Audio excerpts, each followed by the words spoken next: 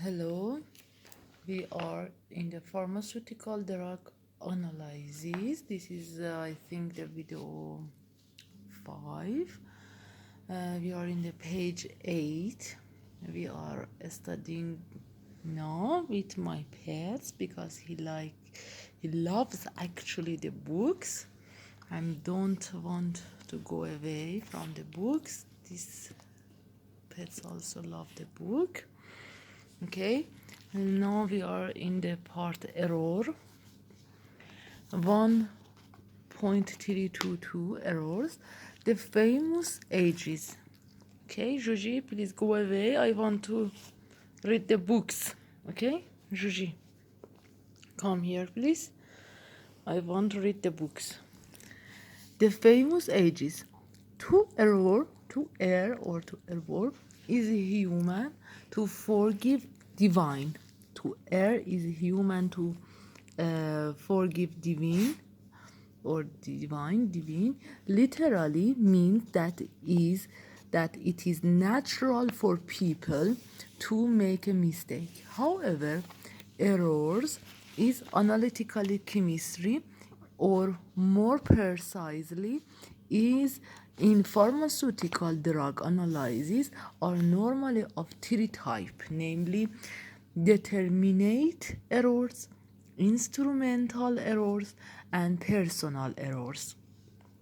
Okay, these above mentioned errors would be discussed briefly here with a specific example. It is pertinent to mention here that errors outside the range of permissible errors in the analysis of pharmaceutical substances may cause serious problems because most of these substances are usually highly toxic, potent, and used extensively in life-saving processes across the globes.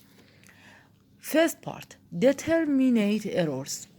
Errors caused due to either incorrect adoption of an assay method or an incorrect graduation read out by an analyst are termed as determinate errors. Such errors in principle may be determined and corrected. In usual practice, the determinate errors are subtle in nature and hence not easily detected. A few typical examples of determinate errors are cited below. Part A, gravimetric analysis, where a compound is precipitated from a solution and the analyst believes that the analyte has been removed from the solution completely. Actually, a small portion of the substances under investigation shall remain in solution. This sort of errors is normally so insignificant that it is often neglected.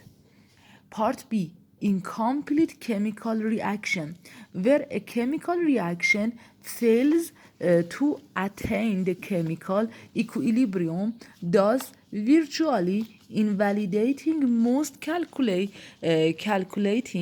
calculations entirely based on chemical equilibrium characteristic.